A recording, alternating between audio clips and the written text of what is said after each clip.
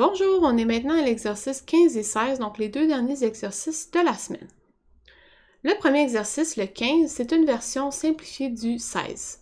L'idée, c'est de vous faire un peu tester et comprendre l'interface avant de vous donner l'exercice qui récapitule tout ce qu'on a vu. Et vous allez remarquer que chaque élément HTML a l'attribut ID, source, ainsi qu'un data-tiret, et dans ce cas-ci, on a appelé ça type animal. Ce qu'on veut comme comportement, c'est que quand je clique sur l'animal, j'ai son type qui s'affiche à droite.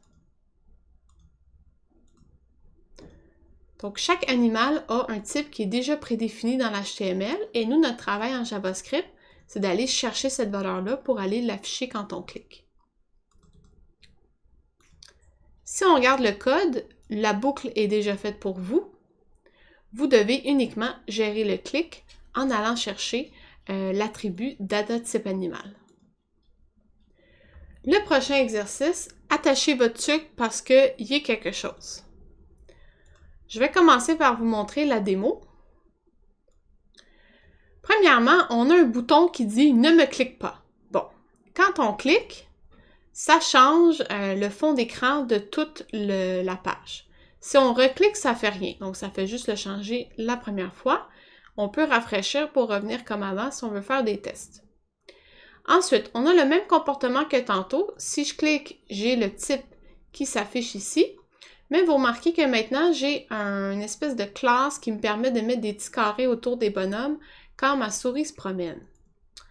Ensuite, quand je clique d'un animal à l'autre, si je clique deux fois de suite sur le même type, ben, il y a une bordure, en fait la même classe, une bordure jaune, qui s'affiche autour de mon texte. Par exemple, si je clique sur un poisson, et ensuite je clique sur un autre poisson, vous voyez que là, ça devient en jaune. Par la suite, si je clique sur un troisième poisson, ben, ça fait la même chose, ça reste jaune. Dès que je clique sur un qui est différent, ben là, ça redevient normal. Je peux faire la même chose avec les félins. Et ben là, il faut regarder s'il y en a d'autres qui peuvent se faire là, de cette façon-là. Finalement, le dernier truc qu'il y a d'implémenter, c'est si je double-clique sur un animal, ben là, l'animal est remplacé par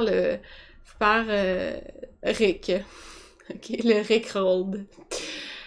Donc voilà, donc on peut aller se promener et changer des animaux. Faut noter que quand on reclique par la suite, c'est maintenant Rick qui s'affiche comme type pour mon animal. Et je peux faire le même concept avec la petite bordure avec les Rick sur la page. Si on va regarder le code, on a plusieurs variables. On a 3 éléments HTML, le body, le paragraphe qui sert à dire le type de l'animal. Donc, ce paragraphe-là, en fait, c'est le mot qui est ici. Et on a le fameux bouton « Ne pas cliquer ». On a également le type de l'animal courant. Ça, c'est une variable qu'on a besoin parce qu'en fait, on veut se souvenir, c'est quoi le dernier animal qu'on a cliqué. On a besoin de cette information-là parce que si on clique 2 fois sur le même, on veut faire un certain comportement. Donc, pour faire ça, on doit garder en mémoire c'est quoi le dernier type de l'animal qui a été cliqué. Donc, pour cet exercice, on vous demande de faire pas mal tout le code qui est demandé. Donc, il faut faire la boucle, il faut faire les différentes classes qui sont ajoutées quand on passe la souris.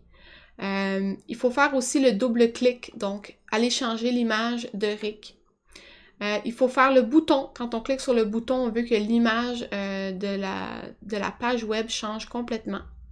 Et finalement, ben, on a le clic. Donc, aller vérifier si le type de l'animal qu'on vient de cliquer, c'est le même que l'ancien. À ce moment-là, on va aller mettre notre petite bordure jaune autour. Il faut aussi aller chercher l'attribut data type animal parce que c'est celui-là qui me permet de savoir si c'est un poisson ou un canin, par exemple. Donc voilà. Donc cet exercice-là récapitule pas mal ce qui était à voir cette semaine. Ce qui est important pour cette semaine, c'est de comprendre qu'on est maintenant rendu en web, donc de prendre des habitudes, entre autres l'habitude d'aller voir le HTML, l'habitude d'aller voir le CSS et aussi de se souvenir que comme on est en web, on peut toujours ouvrir la console et aller chercher nos éléments comme ça et aller étudier dans le code chaque partie, qu'est-ce que ça fait.